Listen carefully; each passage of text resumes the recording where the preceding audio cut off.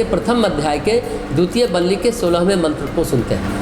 एतद्धेवाक्षरं ब्रह्म एतद्धेवाक्षरं परम एतद्धेवाक्षरं ज्ञात्वा यो यदिच्छति तस्य तत्। यह अक्षर ही तो ब्रह्म है और यह अक्षर ही पर ब्रह्म है। इसलिए इसी अक्षर को जानकर जो जिसको चाहता है उसको वही मिल जाता है। गीता प्रेस की व्याख्या कहती है कि अविनाशी प्रणव ओंकार ही तो ब्रह्म परमात्मा का स्वरूप है और यही पर ब्रह्म परम पुरुष पुरुषोत्तम है, अर्थात उस ब्रह्म और पर ब्रह्म दोनों का ही नाम ओंकार। अतः इस तत्व को समझकर साधक इसके द्वारा दोनों में से किसी भी अभिष्ट रूप को प्राप्त कर सकता है। ओंकार एकाक्षर है, ओंकार द्विअक्षर है, ओंकार त्रिअक्षर है, ओम के रूप में एक अक्षर है, ओ म के रूप में 2 अक्षर है, आ उ म के रूप में 3 अक्षर है। अंत में जो अंग बिंदी निकलती है इसका मतलब पर ब्रह्म परमेश्वर। पर ब्रह्म परमेश्वर कौन? जिसमें ईश्वर जीव और प्रकृति लीन है। जब हम त्रिअक्षर आ उ म की बात करते हैं तब हम ईश्वर जीव और प्रकृति को भिन्न भिन्न रूपों में देख पाने में सक्षम होते हैं। जब ओ और म ये 2 अक्षर हुए तब परमात्मा और प्रकृति के रूप में देखते हैं। पर अगर हम जब एक अक्षर ओंकार की यानी ओम की बात करते हैं तो वहाँ पर सब कुछ निश्चल, निर्विकार, निर्विशेष और निराकार।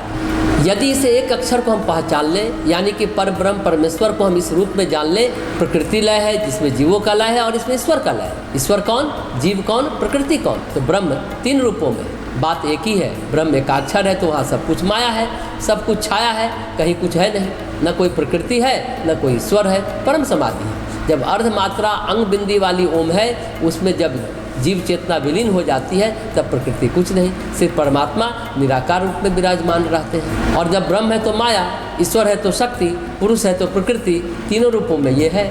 बात एक ही है। जब भगवान की सृष्टि रचना होती है तो पुरुषोत्तम के रूप में या ईश्वर के रूप में स्वयं ही सृष्टि का संकल्प करते हैं और प्रकृति में जीव का विस्तार होता है। ये जो ओम में अर्धचंद्राकार है यहीं से जीवों की उत्पत्ति होती है। जीवों की संरचना, जीवों का निर्माण, जीवों को तेज देना, जीवों को मुक्त करना, ये परमात्मा के अलावा यानी ईश्वर के अलावा कोई नहीं करता, क्योंकि परमेश्वर तो निर्विकार है, निर्विशेष है, निष्क्रिय है। जब वह ईश्वर के रूप में व्यक्त होता है तो सब कुछ होता है। जैसे अग्नि से चिंगारियाँ निकलती है और वह कुछ भी रूप ले सकती है, ज्वाला भी बन सकती है या बुझ भी सकती है, वैसे ही परमेश्वर से, परमात्मा से जीवात्माएँ निकलती हैं। तो ये त्रय अक्षर के रूप में ईश्वर, प्रकृति और जीव है।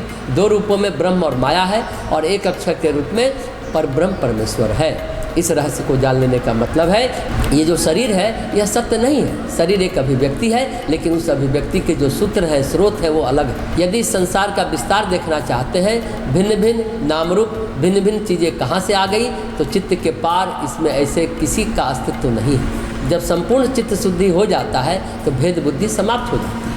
यदि ब्रह्म का एकाक्षर ओम का स्वरूप जानना है या अनुभव करना है तो आपके चित्त में संपूर्णतया शुद्धि चाहिए।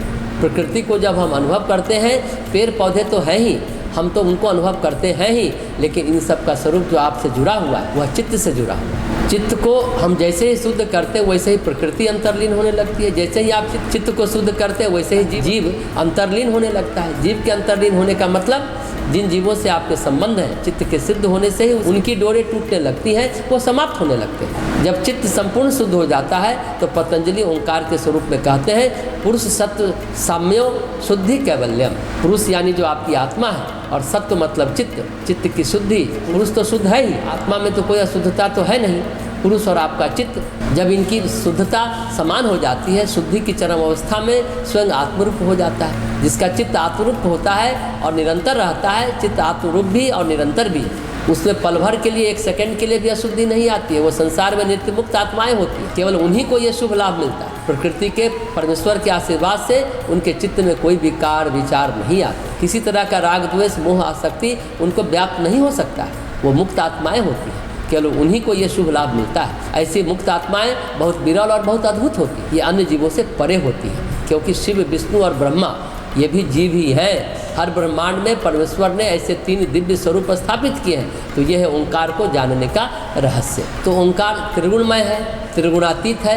ओंकार में प्रकृति, पुरुष और जीव है। अगर इस रूप को आप जान लेते हैं और अपने चित्त को शुद्ध कर लेते हैं और अर्ध मात्रा में अर्धचंद्राकार ओम में अपने को स्थित कर लेते हैं तो अर्धचंद्राकार में वहीं से जीव की उत्पत्ति होती है। जीव जब अपने चरम पर पहुंचता है तो पुनः परमात्मा के अर्धमात्रा के स्वरूप को प्राप्त कर लेता है। यही जीव का मोक्ष होता है। लेकिन नित्य मुक्त आत्माएं इनसे भी भिन्न होती हैं। नित्य मुक्त आत्माएं चित्त की उस साम्य शुद्धता को प्राप्त करके नित्य मुक्त रहती है। वो सदा ही मोक्ष में रहती है, शरीर रहते भी मोक्ष में रहती है। वह किसी भी अवस्था में वे मुक्त ही रहती है। प्रकृति में उनका कहीं भी शरीर रहता है, किसी भी रूप में वे रख सकती हैं, जहाँ भी चाहे वहाँ विचरण कर सकती हैं। उनके पास पूरे ब्रह्मांड का, अनंत ब्रह्मांड का पासपोर्ट वीजा सब होता है। तो कठोपनिषद के ओंकार का ये मतलब।